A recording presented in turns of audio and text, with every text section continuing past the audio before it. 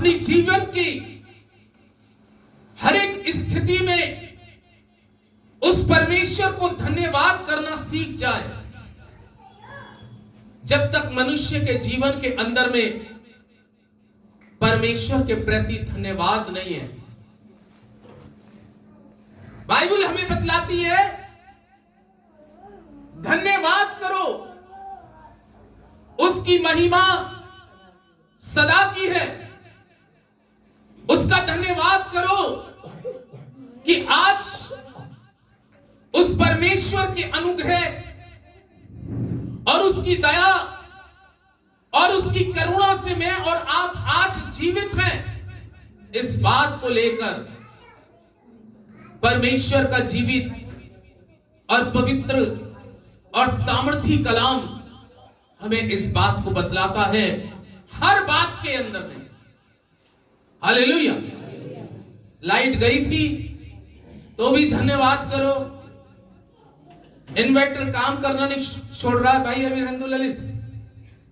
परमेश्वर का पवित्र वचन हमें इस बात को बतला रहा है कि हर एक कंडीशन में परमेश्वर के लोगों धन्यवाद करना बहुत जरूरी है।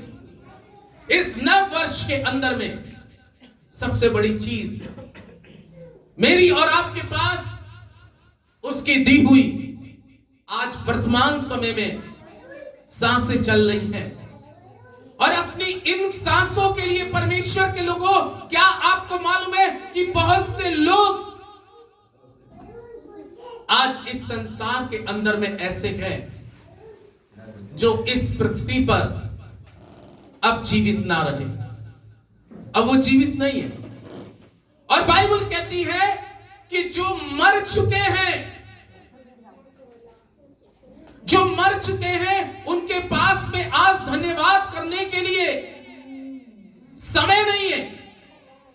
क्योंकि जब उनके पास समय था, जब उनके पास इस पृथ्वी के ऊपर में समय था कि वो अपने परमेश्वर का धन्यवाद कर सकते थे, लेकिन जब उनके जीवन के अंदर में कुछ छोटी मोटी कठिनाइयां, छोटी मोटी प्रॉब्लमें, जिंदगी के अंदर में छोटे मोटे तूफान, कभी गरीबी के रूप में, कभी बीमारी के रूप में, कभी कलेशी के रूप में, कभी सताव के रूप में, जब उनकी जिंदगी में ये सब कुछ गुजरना शुरू हुआ तो उनका परमेश्वर के साथ रिश्ता खत्म हो गया। वो भूल गए, क्योंकि जिस मनुष्य के जीवन के अंदर में ये परमेश्वर का वचन नहीं है, वो परमेश्वर का धन्यवाद नहीं कर सकता। एक सांसारिक व्यक्ति जो केवल अपनी लालसाएं और अपनी अभिलाषाओं को पूरा ही करने के लिए जीता है, तो वो उस वक्त तक प्रभु परमेश्वर का धन्यवाद कर सकता है जब तक उसको सब चीजें प्राप्त हो रही है। लेकिन जब उसके जीवन से कुछ निकल के जाना शुरू हो जाए तो उसके मुंह से, उसके मन से धन्यवाद शब्द खत्म हो जाता है।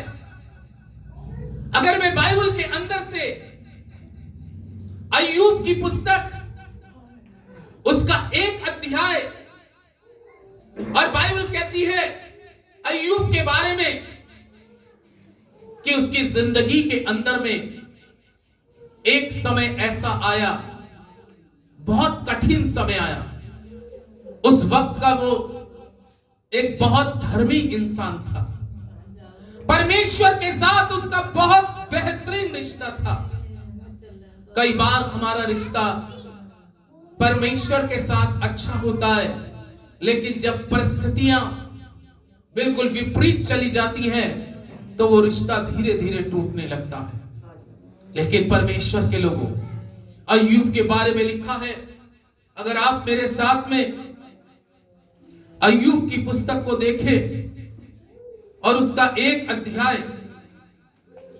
तो बाइबल में लिखा है कि जब एक एक करके उसका सेवक उसके पास आ रहा है, और 13 पद से 22 पद तक में लिखा है कि एक एक चीज उस उसकी भेड़ और बकरियां दूसरे लोग ले जा रहे हैं, उसके ऊंट दूसरे लोग छीन के ले जा रहे हैं, उसकी गधियां आग गिरी है, जल के भस्म हो गई है, और एक एक सेवक एक ही दिन में आकर उसको बता रहा है कि अय्यूब तेरा ये चला गया, तेरा वो चला गया।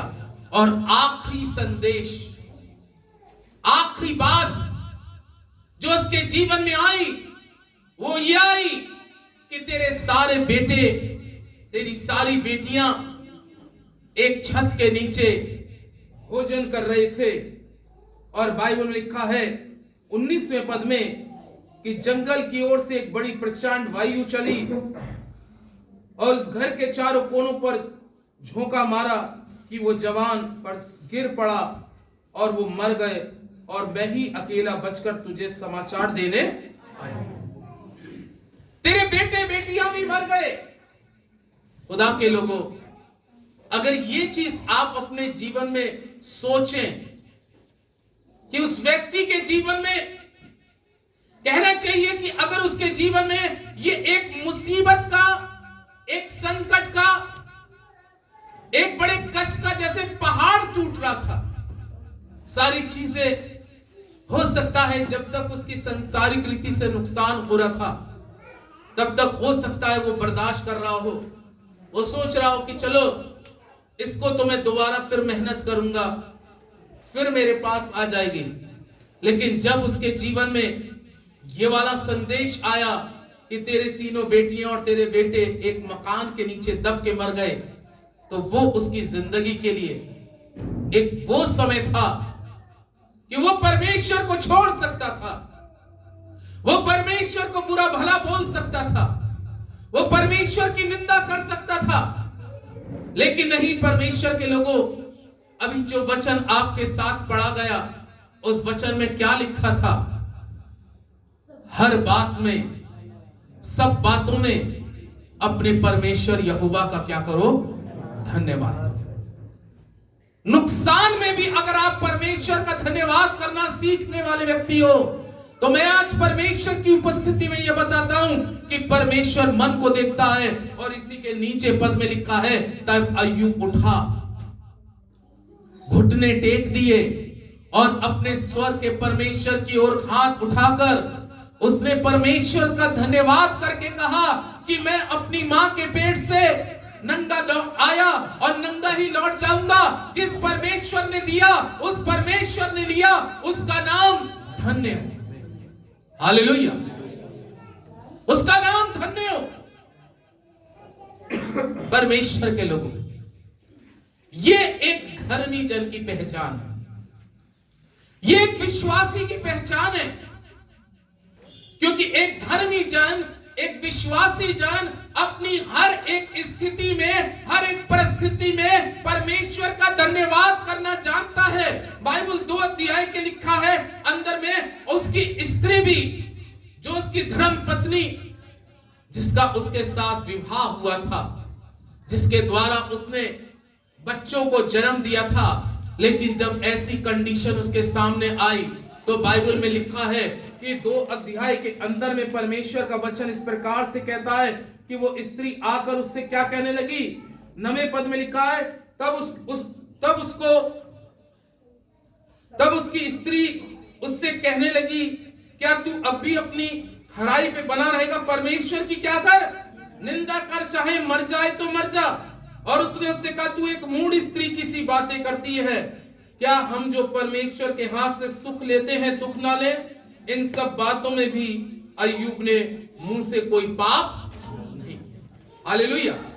बाइबल कहती है कि उसकी पत्नी उसके पास आती है, किसके? अय्यूब के। पता है वो क्या सोचने लगी? कि अय्यूब तो शायद पागल हो गया। वो कहने लगी, क्या तू अब भी अपने परमेश्वर का धन्यवाद अब भी करता रहेगा? अरे अपने मुंह से परमेश्वर की निंदा कर। इस संसार के अंदर में वो लोग अज्ञानी हैं जो परमेश्वर की निंदा करते हैं, लेकिन जो ज्ञान रखकर, जो अज्ञानी यानी कि जो परमेश्वर को जानते ही नहीं, अगर वो अपने मुंह से परमेश्वर की निंदा करते हैं तो वो परमेश्वर को नहीं जानते। लेकिन मैं और आप तो परमेश्वर को क्या करने वाले, जानने वाले। मैं और आप जानते हैं कि सुख और दुख ये सब परमेश्वर ही की तरफ से मिलता है। ऐसा नहीं है कि हम सुख में तो अपने परमेश्वर को बहुत ऊंचे पे उठाएं, लेकिन जब दुख की घड़ी आए या परेशानी की घड़ी आए या समस्या या सताव या बहुत सी ऐसी बातें जब हमारे जीवन में घटे, तो ऐसा नहीं है कि उस समय हम परमेश्वर को छोड़ दें। बाइबल कहती है, अय्यूब की पत्नी उसके पास आकर कहती है, क्या तू अब भी अपनी खराई पे बना रहेगा? क्या तू अब भी अपने परमेश्वर की बड़ाई करता रहेगा? क्या तू अपने परमेश्वर का आज भी धन्यवाद करता रहेगा? परमेश्वर की निंदा कर। कई बार परमेश्वर के लोगों अपने ही घर के और अपने ही लोग परमेश्वर की निंदा कराने में एक दूसरे को एनकरेज कर देते हैं। इस समय अय्यूब के पास जो आई थी, उसकी पत्नी आई थी, कोई बाहर का नहीं था, और उसकी औरत ही क्या कह रही थी कि परमेश्वर की क्या कर, वही तो कह रही थी। कोई अय्यूब के पास में कोई स्पेशल कोई व्यक्ति तो आया नहीं था। अरे उसकी वो औरत आई थी जो अपने जीवन से उसके अपने पेट में उसने उसके 11 बच्चे रखे थे। वो औरत आकर कह रही थी कि परमेश्वर की निंदा कर। जब वो औरत परमेश्वर की तरफ से उसका आत्मीय आशीष पा रहा था, तब तो उसके लिए परमेश्वर बहुत ग्रेट था, महान था।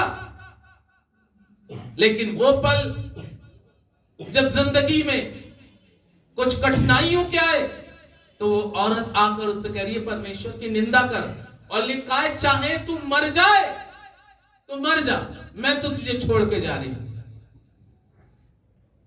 परमेश्वर के लोगों उस कंडीशन में भी वो ऐसी कठोर बातें अय्यूब अपने जीवन में सुन रहा था, लेकिन सबसे बड़ी बात है कि वो परमेश्वर का दास था। हालेलुया।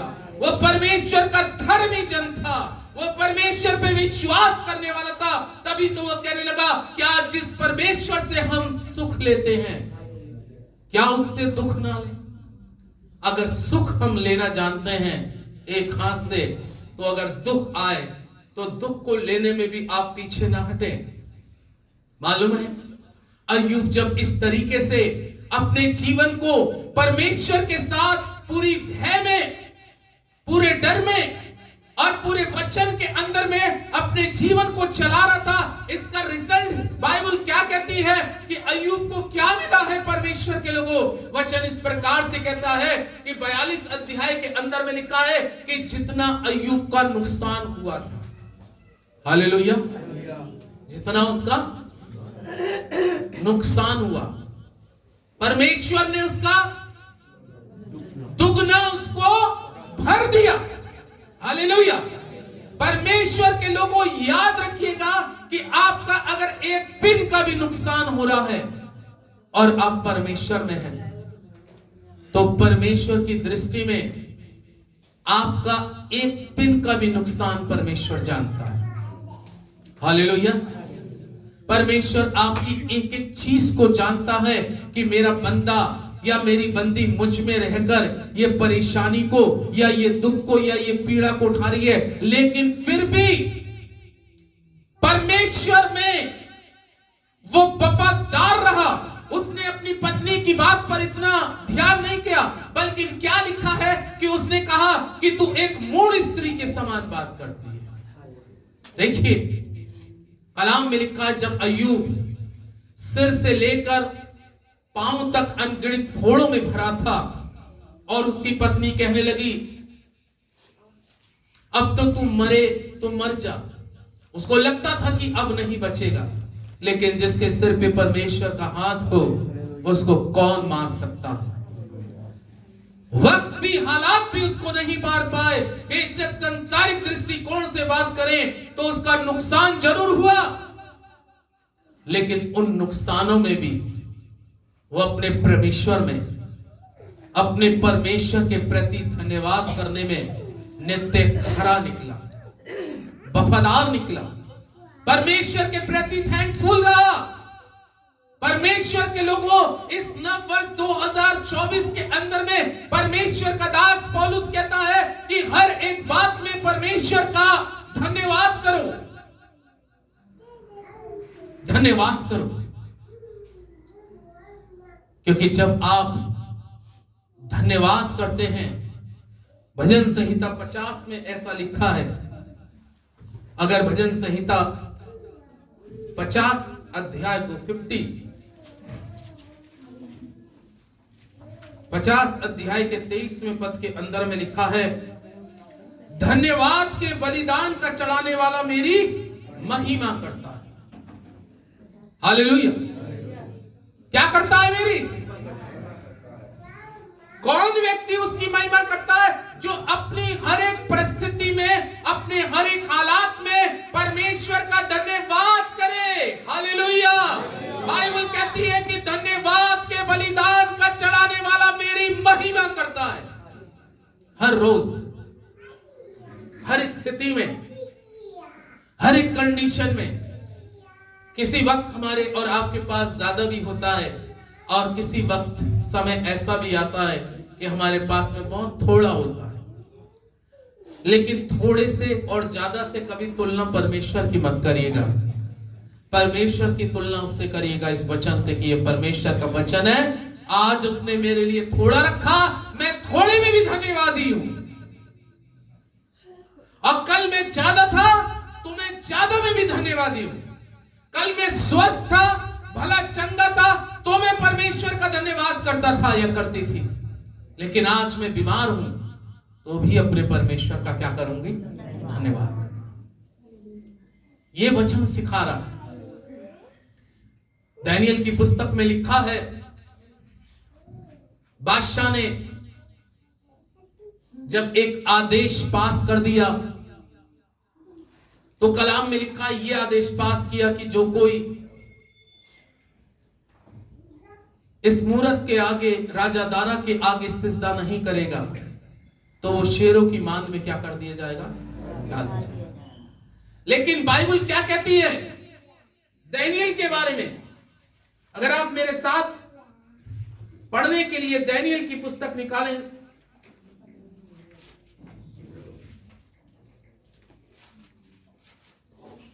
और दानियल की पुस्तक में 6 अध्याय, राजा दारा की ओर से एक आज्ञा निकली थी और लोगों ने जाकर दारा राजा को इसलिए उत्साहित किया था कि वो दानियल को किस तरीके से घात करे। तब बाइबल में लिखा है, 8वें पद से पढ़ रहा हूं ताकि आपकी समझ में आ जाएगा। इसलिए अब हे राजा, ऐसी आज्ञा दे और इस पत्र पर हस्ताक्षर कर जिससे ये बात मदियों और फरीसों की अटल व्यवस्था के अनुसार बदली ना जा सके। तब दारा राजा ने उस आज्ञा पत्र पर हस्ताक्षर कर दिए।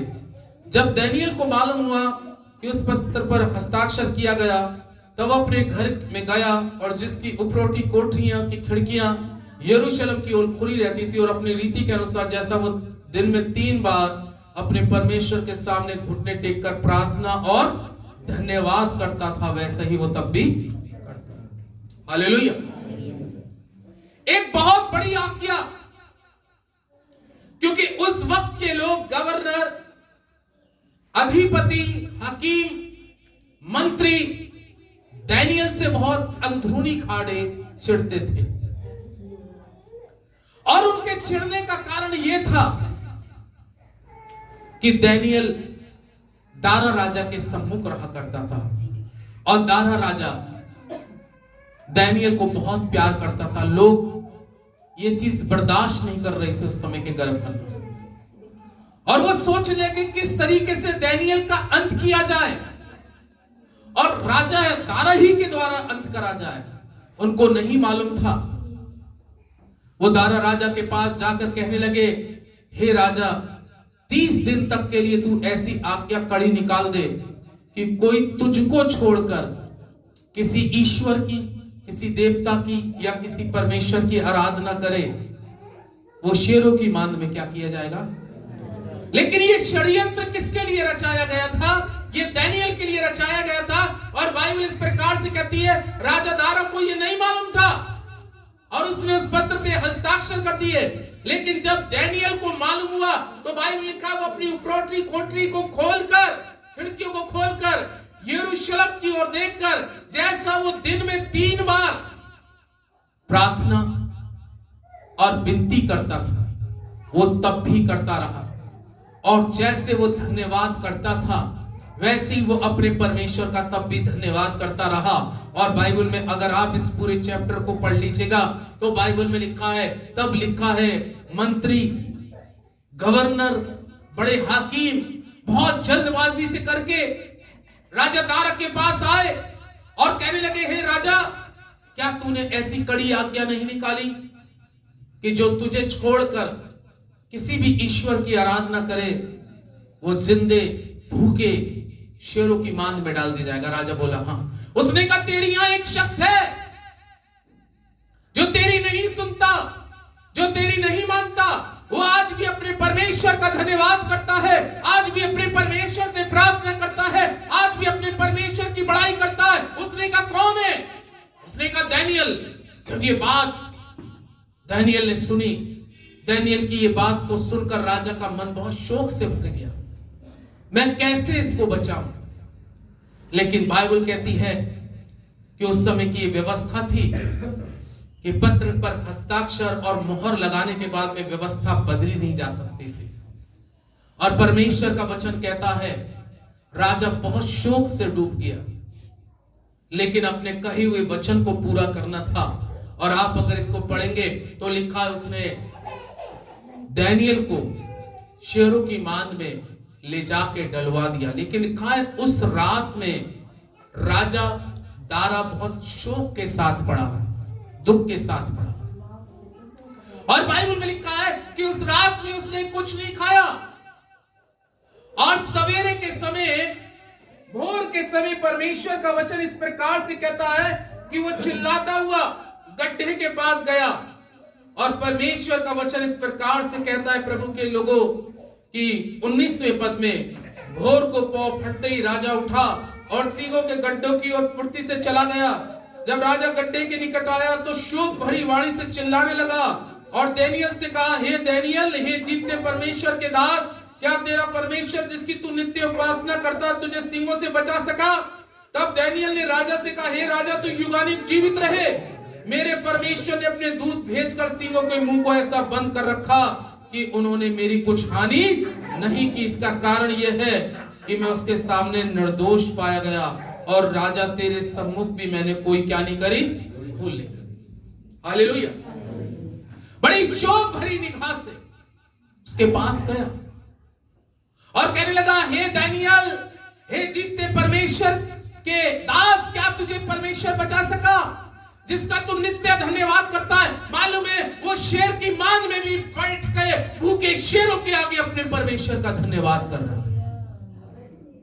ऐसा करैक्टर हमारा, ऐसा जीवन हमारा इस वर्ष के अंदर में होना बहुत जरूरी है। वचन इस प्रकार से लिखा है खुदा के लोगों, वो जीवित उस जगह से जब निकाला गया, जीवित निकला, कोई पंजे का निशान उसके शरीर पे नहीं दिखा। क्यों परमेश्वर के लोगों? क्योंकि वो अपने जीवित परमेश्वर का हर स्थिति में, हर परिस्थिति में धन्यवाद करना चाहता था। आप और मुझे हमेशा नित्य परमेश्वर में धन्यवादी बने रहना बहुत जरूरी है। मैंने अय्यूब के बारे में बताया, मैंने दानियेल के बारे में बताया। बाइबल इस प्रकार से लिखा है कि धन्यवाद के बलिदान का चढ़ाने वाला मेरी महिमा।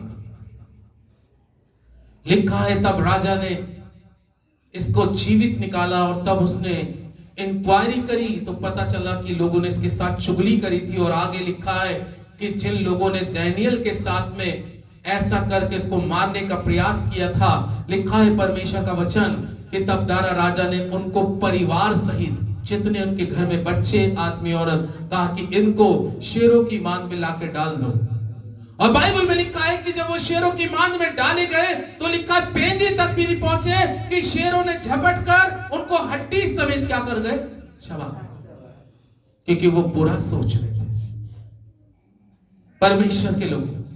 लेकिन मेरा टॉपिक है कि हमें अपने परमेश्वर का धन्यवाद करना बहुत जरूरी है। और इस धन्यवाद करने के कारण बाइबल में लिखा है कि जब दानियल शेरों की मांद से निकाला गया, उसके शत्रुओं का तो वहीं पे अंत हुआ, लेकिन दानियल की औधा और क्या हो गया, बढ़ गया। दानियल का औधा और बढ़ गया, परमेश्वर ने उसको और ऊपर उठा दिया। अय्यूब का नुकसान हुआ, परमेश्वर ने उसको और ऊपर उठा दिया। वही परमेश्वर जो दानियल का परमेश्वर है, जो अय्यूब का परमेश्वर है, वही परमेश्वर आपका भी परमेश्वर है, जो आपको ऊपर उठा सकता है। दोनों को ऊपर उठा दिया। लेकिन ये कब हमारे लिए संभव है? परमेश्वर का वचन कहता है हर एक बात में परमेश्वर का धन्यवाद करो, क्योंकि तुम्हारे लिए मसीह यीशु में परमेश्वर की यही इच्छा है। परमेश्वर अपने वचन पर आशीष दे, आमीन। दुआ। हमारे जीवित, महान, अद्भुतकारी, सामर्थी परमेश्वर, एक बार फिर से हम आपका कोटि कोटि धन्यवाद करते हैं तेरे अनुग्रह के लिए, तेरी दया के लिए, तेरी करुणा के लिए, तेरे फजल के लिए। विशेष दुआ करते हैं प्यारे प्रभु आज के रोज में, क्योंकि तेरा वचन बतलाता है, सिखलाता है, समझाता है, जताता है कि हमें हर एक बात में अपने परमेश्वर यहोवा का धन्यवाद करो। प्यारे प्रभु हमारी कलीसिया को ऐसा मन दे कि इस वर्ष अपनी जीवन की हर स्थितियों में, हर एक परिस्थितियों में वो तेरा धन्यवाद करना सीखे। तेरे साथ अपने जीवन को जोड़कर तेरे वचन के अनुसार चलने वाले और तेरे वचनों को पूरा करने वाले और तेरे वचनों का पालन करने वाले बने, क्योंकि तेरा वचन हमें बतलाता है इस नव वर्ष में कि यहोवा का धन्यवाद करो, धन्यवाद करो, धन्यवाद करो। हमें धन्यवाद से भरा हुआ मन दे प्रभु कि हम तेरी नित्य उपासना कर सकें। इस घराने को, इस परिवार को, तेरी कलीसिया को तेरे हाथों में सौंपते हैं और ये आज का दिन इनके लिए एक धन्यवाद का विषय बन जाए। आपका धन्यवाद करते हुए इस प्रार्थना विनती को प्रभु यीशु के नाम से मांगता हूं, आमीन।